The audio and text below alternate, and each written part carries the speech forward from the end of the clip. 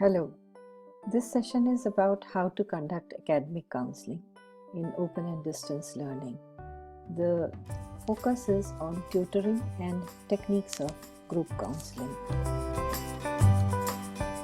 Purpose of tutoring in open and distance learning is the endeavor of the tutor to make an independent, confident, self-reliant distance learner who fits on academic standards and desired requirements.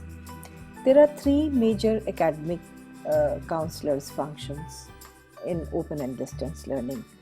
First is that of tutoring, which means promoting intellectual and academic support, mentoring by providing guidance and skill development so as to reach the stated level, and counseling by providing organizational and emotional support.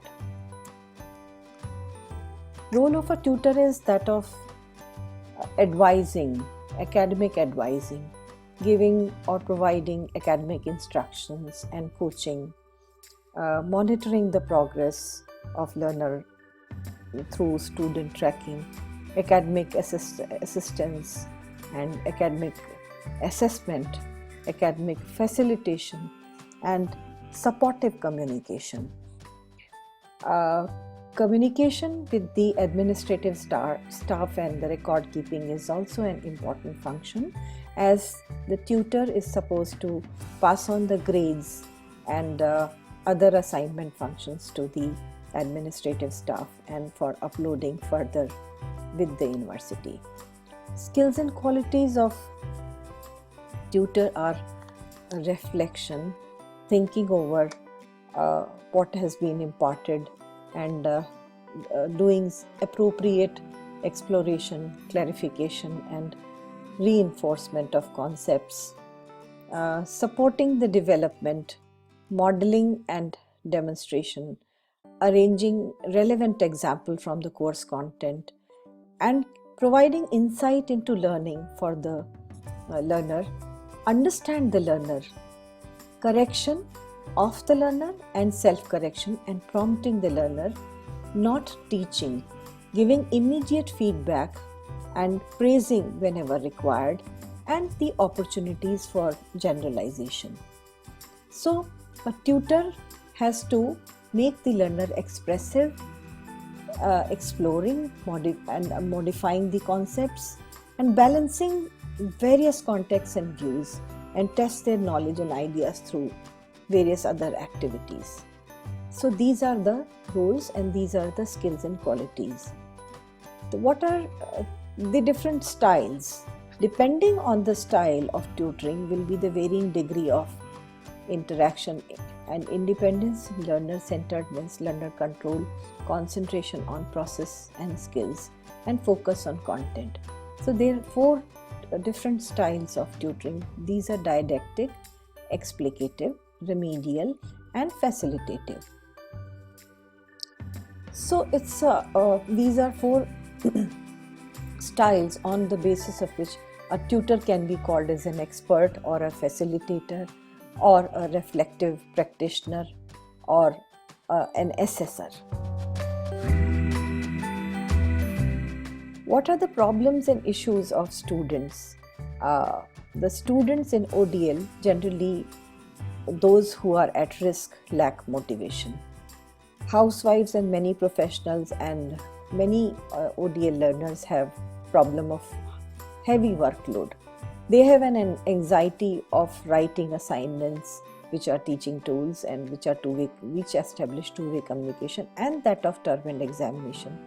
They lack study skills many a times, and they lack orientation to distance education, as they consider it as an easier mode of correspondence in which they have to just pass the exam and get a degree.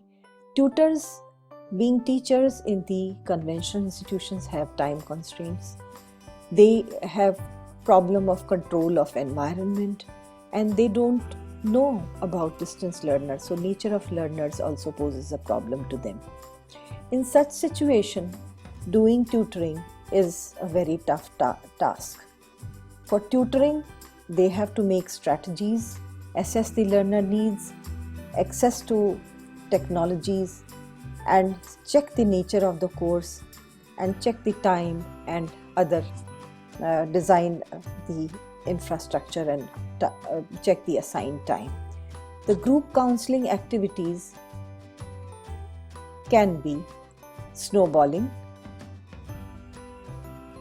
in which they make groups and they discuss, and then they assemble and finally come to some discussion end.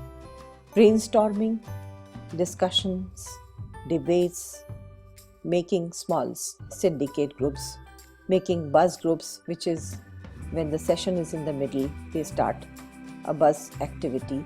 Role playing, which is very important wherever the communication is the main focus. Simulation, where the kinesthetic skills are there, and games, which involves cognitive development. So, how to design a counseling session? For designing a counseling session, a tutor has to assess the learning needs, set time duration per counseling session by dividing the number of counseling sessions and days, review the learning objectives and set the time for each objective. Calculate the number of days and sessions required as per content, as I said earlier. Identify the blocks, units and hard spots. Check the queries and possible problem solving of those queries. Select appropriate method, that could be brainstorming, debate or group discussion. Plan time for various activities out of total time of session, that is 2.5 hours generally. Arrange all resources in advance and check even the web resources if he or she is going to make use of flipped classroom. Check class environment, that there is good, peaceful atmosphere and no commotion. Must ensure the communication to the learners, which is a very, very important aspect. Using as many media for communication as possible to ensure that the learners participate and come to the counseling session. This is all I wanted to convey. Thank you.